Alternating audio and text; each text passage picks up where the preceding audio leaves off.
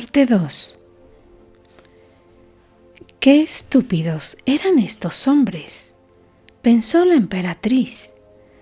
Hacía ya una semana desde que aquella niebla baja y oprimente cubriera la nación, que Atlántida se veía dominada por una misteriosa escasez de energía.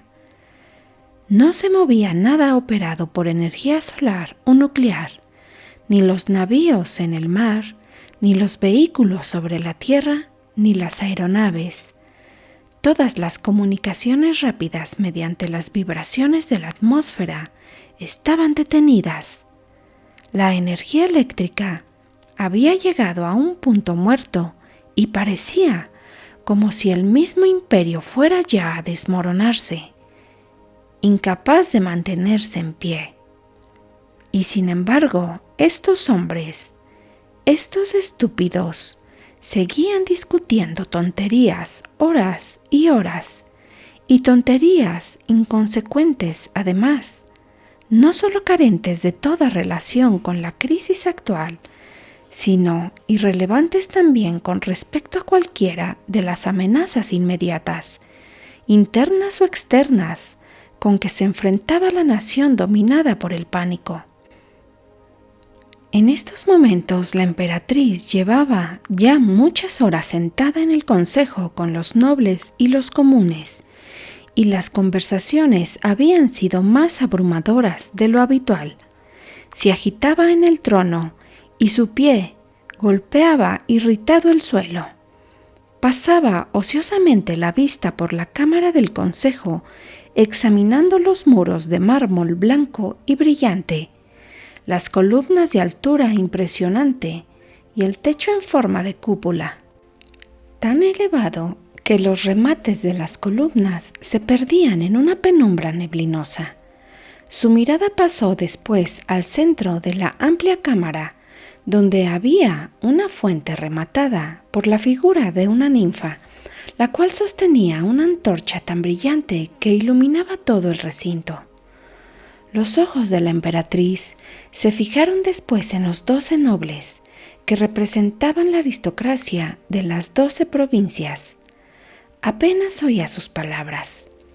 Sentíase indeciblemente aburrida, su mente vagamente preocupada con la escasez de energía que amenazaba con paralizar la nación. Sin embargo, como siempre, parecía serena y majestática. Sus vestiduras, con abundancia de bordados de oro, apenas ocultaban la suave redondez de su seno y los hombros brillantes. Llevaba los cabellos trenzados con perlas y sobre su cabeza descansaba la corona de Atlántida con sus 12 puntas, una por cada provincia. Aquel rostro de belleza fría e indiferente daba la impresión de un carácter impasible. Contra la palidez de su rostro, la boca sensual era una nota brillante de color. La nariz era tal vez un poco demasiado elevada y arrogante, y el porte de la cabeza expresaba con claridad lo muy habitual que le resultaba el mando. Quizá fruncía demasiado el ceño. En torno del cuello llevaba el collar de su padre, pesados eslabones de oro pulido, unidos por la gema brillante, un círculo de fuego en el cálido hueco de su garganta. A pesar de esta joya de poderes energéticos que estimulaba su cuerpo, se sentía mentalmente agotada. Ahora hablaba uno de los nobles y la voz era como un zumbido monótono en sus oídos. Por encima de su cabeza miró al poderoso Monte Atlas, dormido ahora. A través de aquella pesada niebla que emborronaba la visión, se divisaban puntos rojos en los picos y escarpaduras oscuras. Más abajo, la amplitud azul de la bahía se alzaba y caía con toda suavidad, y los grandes barcos anclados se balanceaban suavemente mientras otros navíos se hundían ocasionalmente bajo las aguas, a fin de extraer del fondo del océano los preciosos minerales, cobre, uranio, níquel, cobalto, magnesio, oro, plata y muchas aleaciones extrañas. Volvió ligeramente la cabeza a la ciudad. Surgió ante su visita una luz blanca y brillante. Las casas trepaban por la ladera hasta que los grandes muros y columnatas y las cúpulas resplandecientes se confundían en un bosque inmenso de piedras centellantes. El ceño de la emperatriz se hizo más profundo.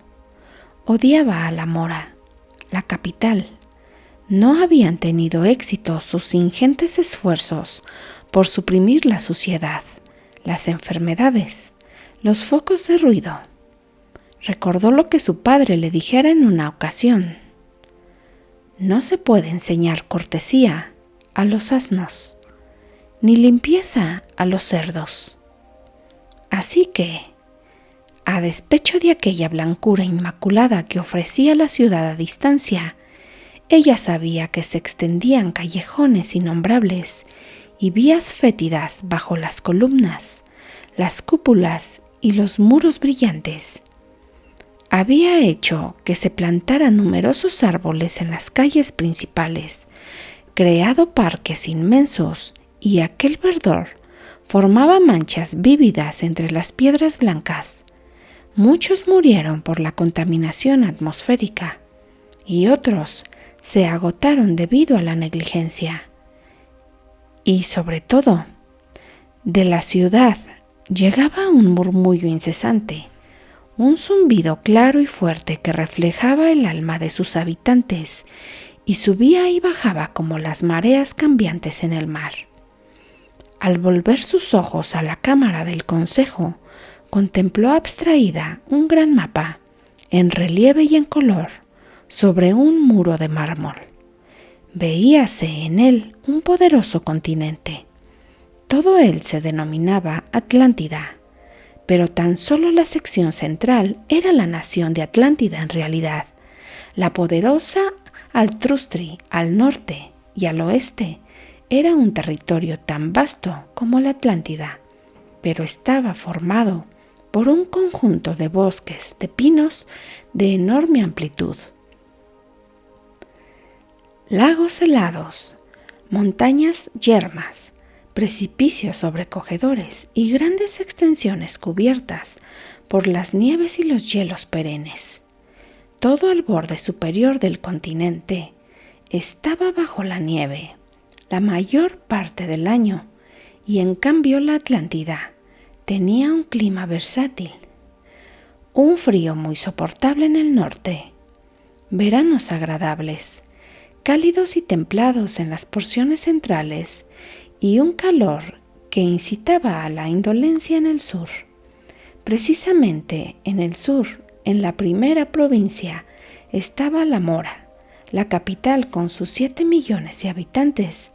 Al sur de la Atlántida había un puñado de pequeños principados en las islas Matius, Dimitri, Naí, Letus, Antilla y Madura. El emperador Lazar había vigilado su independencia como un león indulgente vigila a sus cachorros. En una ocasión Lazar había llevado a sus hijas de viaje por todo el continente. Habían visitado las 12 provincias. 7 de ellas eran industriosas, con ciudades florecientes y amplias áreas fértiles. Algunas, decididamente urbanas, presumían de grandes centros industriales. Otras eran más bien agrícolas, con ciudades pequeñas y pueblos escondidos. Había las provincias indolentes e inútiles que vivían de las demás. Otras 2 estaban muy poco pobladas, con densos bosques enmarañados, gargantas rocosas y un suelo pobre que hacía la vida demasiado precaria para una generación blanda en exceso. Por una vasta región que comprendía la mayor parte de 3 provincias, se extendía la jungla y los pantanos interminables. Aquí volvieron a asentarse los monos, mandriles, leones, cocodrilos y elefantes. Después de que desaparecieran los dinosaurios, llenando las noches tropicales con sus gritos. Otra provincia era un inmenso desierto gris, completamente vacío a no ser por las criaturas de la arena. La Mora, la capital abarrotada de gente, sentíase muy superior a todas las demás ciudades. La vida en ella era confusa, alegre y libre. Las otras provincias la llamaban la cloaca de Atlántida, pero para los lamoranos era el centro de la tierra. Aquí florecían los poetas, artistas y filósofos más afamados, los charlatanes más célebres, los científicos más profundos, las cortesanas más honestas. El lujo que reinaba en ella era famoso, desde los helados glaciales de Altrusti a las aguas cálidas y tropicales de Letus. Cada año, miles de altrustrios se instalaban en el país, casi como la avanzada de unas fuerzas invasoras, atraídos por la riqueza, comodidades y oportunidades que esta nación tan favorecida tenía. La vida no era tan dura y difícil en Atlántida como en Altrustri, y las leyes de este país más benignas y tolerantes. También de otras tierras acudían a Atlántida, el tipo más bajo de inmigrantes, los aventureros, los pobres, los incompetentes, los biológicamente inferiores, ya que hallaban la existencia demasiado dura a su propio país. Durante los últimos años de su vida, Lazar se había sentido preocupado por aquella corriente constante de sangre emponzoñada que se le metía por las fronteras. Había abogado por unas leyes de inmigración más rígidas que cribaran a los que solicitaran la admisión, pero los fabricantes influyentes, ansiosos de nuevos mercados, protestaron con éxito contra esta rigidez. Los atlantes exigían una escala de salarios altos y los beneficios apenas pasaban de un 200%. Lazar había hablado con Salustra sobre sus propuestas de reforma meses antes de su muerte, pero ella jamás había logrado reunir los votos suficientes para que el Consejo aprobara tales medidas. Salustra había estado pensando en muchas cosas, todas muy remotas al noble cónsul Lustri, de la 8ª provincia, y a lo que él decía ahora. Al fin clavó en él los ojos con una curiosidad helada. Lustri era un joven notablemente hermoso de la más pura aristocracia, muy famoso en la vida licenciosa de la ciudad. Tenía gran encanto, una sonrisa magnética. Sus riquezas eran tan incalculables como su libertinaje. Decían los rumores que era el amante de la emperatriz. Pero, si era así, ella ya se había cansado de su repertorio bastante limitado. El intelecto notable de Salustra exigía un espíritu semejante al suyo. Lustri era un delicioso compañero de juego, un amante encantador, una compañía estimulante, pero jamás podría romper el muro tras el cual sufría Salustra el aislamiento de los grandes.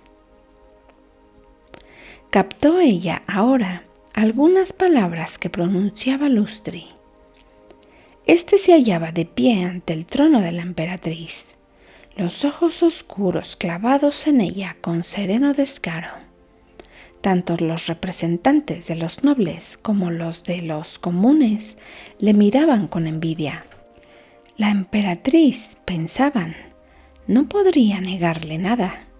Lustri representaba a los elementos más disolutos de la 8ª provincia, siempre turbulenta, cuyo índice de criminalidad era superior al de todas las demás provincias juntas. Cada una de ellas tenía sus propias leyes locales, sometidas tan solo a los estatutos nacionales. Poseía autoridad para cobrar impuestos destinados al Tesoro Nacional y proveía al ejército de una determinada cuota de hombres. Había 2 grandes ciudades en el estado de Lustri, y ni la Policía Nacional ni la local eran capaces de mantener con efectividad el orden, ya que los pobres estaban prácticamente siempre en estado de revuelta. Debido a la corrupción tan general de los oficiales públicos, los impuestos se cobraban con frecuencia, solo por la fuerza, y la rebelión, motivada por la pobreza, amenazaba constantemente con estallar. El dinero de los impuestos desaparecía de modo ilegal, sin llegar a los proyectos oficiales y legítimos. Las carreteras estaban urgentemente necesitadas de reparaciones. Había miles de ociosos y parados en las ciudades, y las amplias regiones agrícolas yacían descuidadas. La aristocracia disoluta hallaba imposible el pago de los impuestos con destino al Tesoro Nacional. Estos eran los que habían inducido a Lustri como su representante para que suplicara a la emperatriz una moratoria de emergencia sobre los impuestos.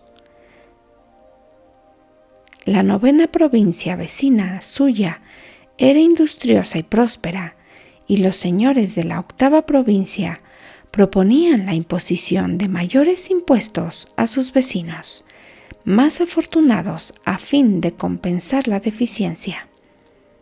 Lustri argumentaba bien su caso, y sus ojos reidores se fijaban en la emperatriz de modo elocuente, como si ambos compartieran un secreto muy especial. A la vez que sonreía, le pintaba un cuadro patético de la miseria económica de su 8ª provincia. Sus palabras suplicaban abiertamente un poco más de tiempo, comprensión para los problemas que les afectaban y una imposición extraordinaria, aunque solo temporal, naturalmente, sobre la 9ª provincia. Mientras tanto, sus ojos enviaban aún otro mensaje más a aquella mujer hermosa, recordándole las horas en que la habían tenido abrazada contra su pecho y sentido el latir acelerado de su corazón. Él no había olvidado el perfume de sus cabellos y la suavidad de sus labios, y así se lo manifestaba con la mirada. Estaba seguro de que también Zalustra lo recordaría. Mientras hablaba, un hombre de la asamblea se había levantado con gran indignación, aunque sus camaradas trataban de retenerle por la fuerza.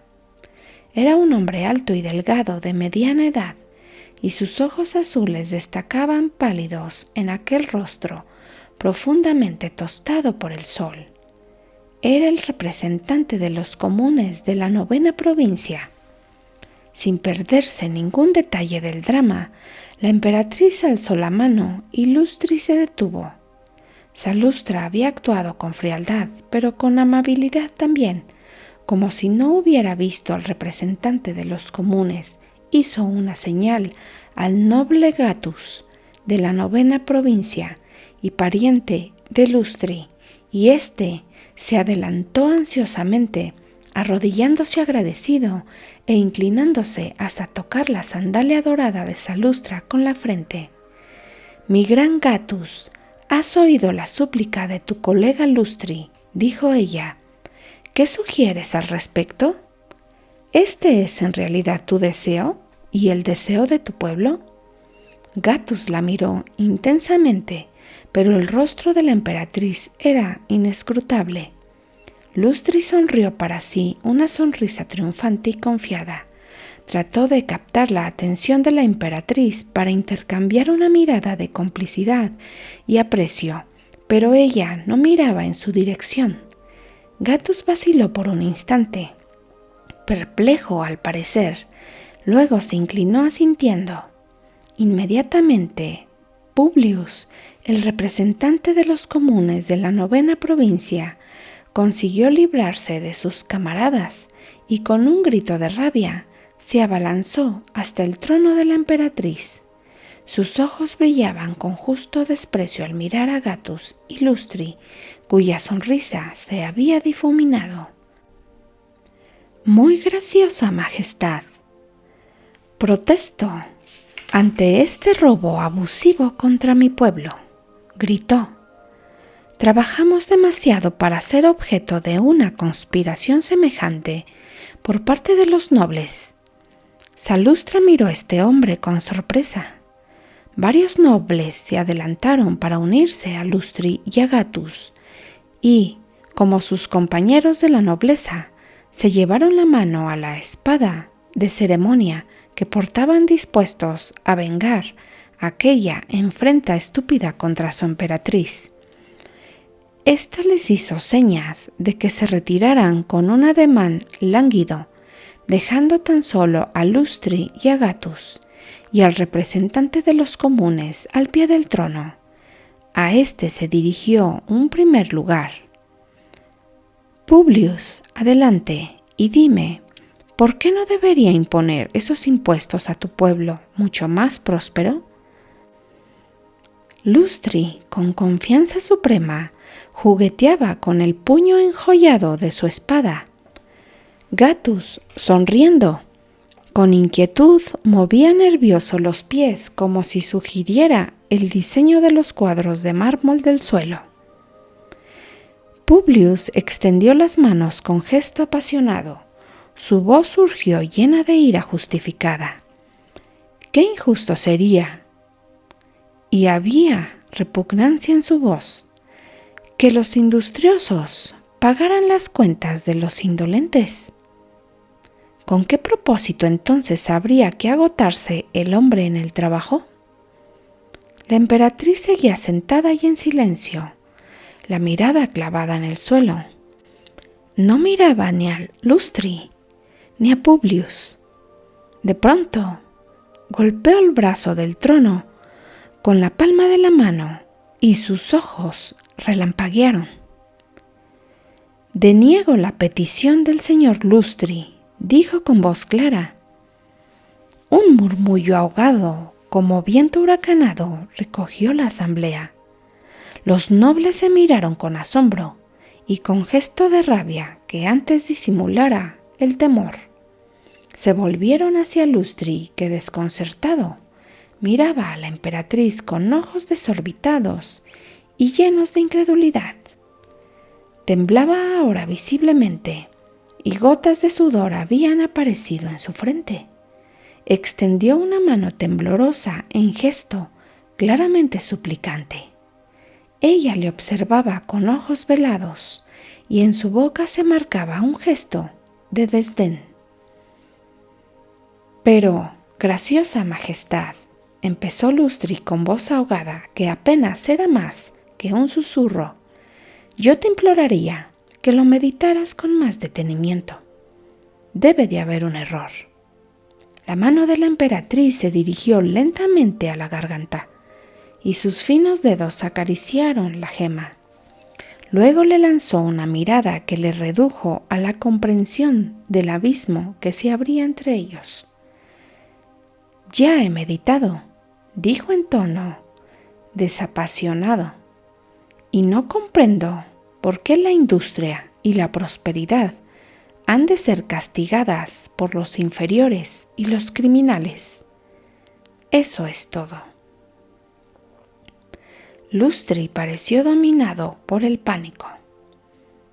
«¿Eso es todo?», repitió, humedeciéndose los labios. La emperatriz inclinó fríamente la cabeza. Con el rostro blanco como la nieve, Lustri se inclinó y se retiró a un banco en el que un grupo de nobles trataron rápidamente de apartarse de él lo más posible. Como si Lustri no hubiera existido siquiera, Salustra tomó ahora un rollo de pergamino que tenía en el regazo y lo leyó frunciendo visiblemente el ceño. «Y ahora el resto», dijo rápidamente. «Gatus y tú, Publius, os damos permiso para la construcción de una carretera provincial que se una a la nación.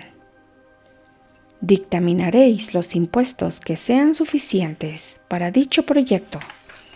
Los fondos nacionales que se os concedan serán el 10% de lo recogido en la localidad. Continuaron los asuntos rutinarios del día.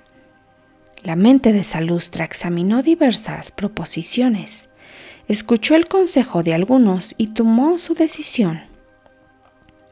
El juicio de la emperatriz era definitivo, y así terminaron las cuestiones triviales de la jornada. Durante 10 años había gobernado Atlántida, y a lo largo de todo ese tiempo había hecho cuanto estuviera en su mano por rechazar una marea inevitable.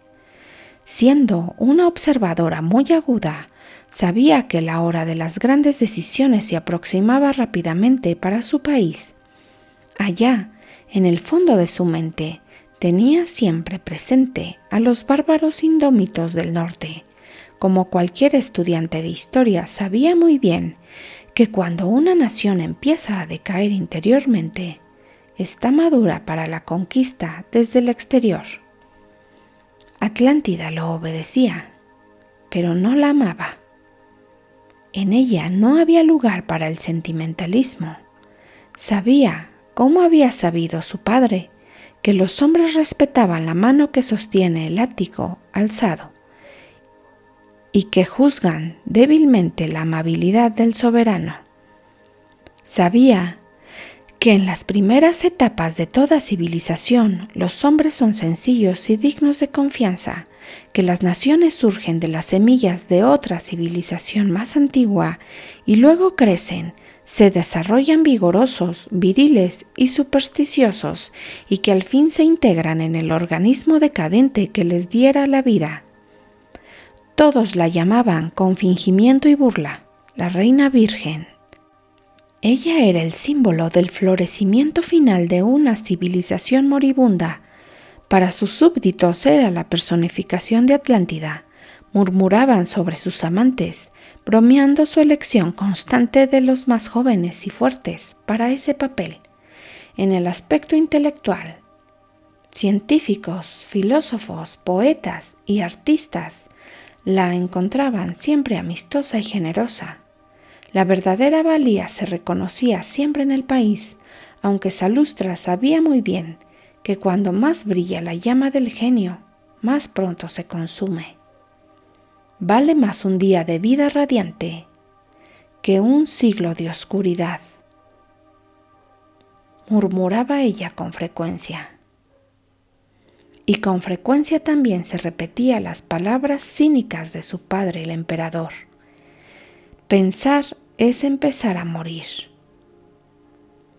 En un intento por retrasar la decadencia del país, había ofrecido premios a los atlantes de inteligencia y valor reconocidos para que aumentaran el número de sus hijos, ya que una de las razones por las que Atlántida decaía era que hombres y mujeres de la clase superior practicaban un control de natalidad casi total.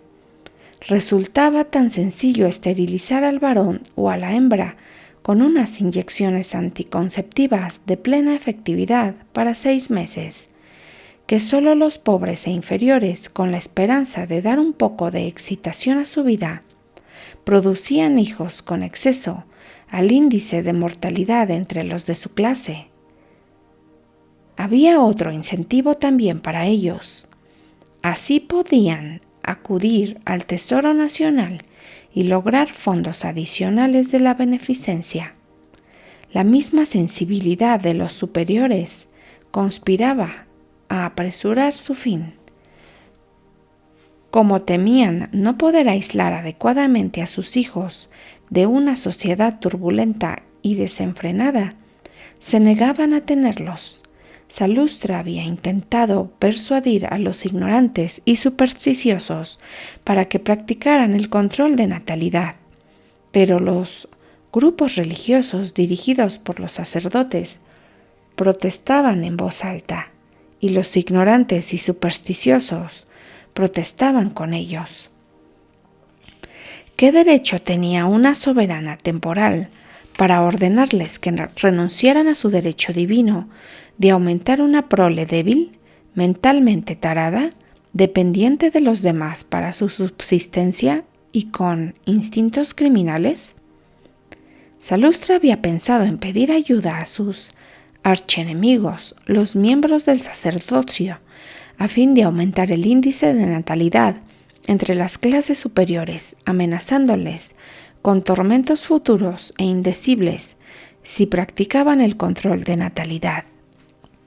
Por irónico que parezca, solo los ignorantes e indeseables escuchaban tales absurdos. Al fin, dio con un plan con el que castigar a los extranjeros, los pobres, los incompetentes e inferiores, por el delito de producir un número incontrolable de hijos. Les privó de los fondos de la beneficencia. Prohibió también el matrimonio entre los enfermos, los incapaces y los biológicamente inferiores.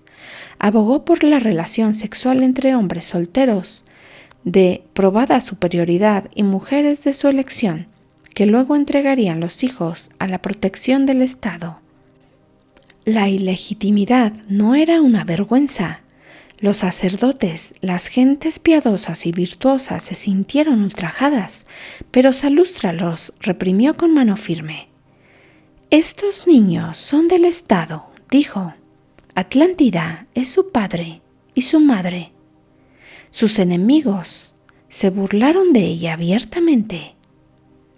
Si tanto abogaba en favor de hijos excepcionales, ¿por qué entonces ella, la flor de Atlántida, no daba buen ejemplo? La crema de la juventud patriótica estaría más que dispuesta a cooperar con ella por el bien público. Salustra nada hizo por acallar aquellas burlas groseras. Se complacía en tener enemigos, calculando la efectividad de sus leyes por la oposición de ciertos sectores, los señores de la industria, los indolentes, los que vivían de la beneficencia y las clases criminales. En ocasiones, epigramas obscenos aparecían pintados en los muros de su palacio. De boca en boca corrían relatos de sus noches de amor, animados por un sacerdocio malévolo. Pero la mayoría silenciosa confiaba en su inteligencia fría. Tenía pocos amigos, y estos afirmaban con valentía la fe en su virginidad, como si quisieran distinguirla de las mujeres corrientes. Esta ingenuidad la enojaba y la divertía a la vez. Comprendía con demasiada claridad que ellos, equivocadamente, trataban de realizar en ella los sentimientos ideales de sus propias fantasías juveniles. Los hombres sabios e inteligentes eran casi infantiles en asuntos sexuales. Solo los cínicos se emancipaban por completo de las convicciones. El cinismo es la presunción de la juventud, la afectación de la madurez y la bebida amarga de la vejez, decía ella.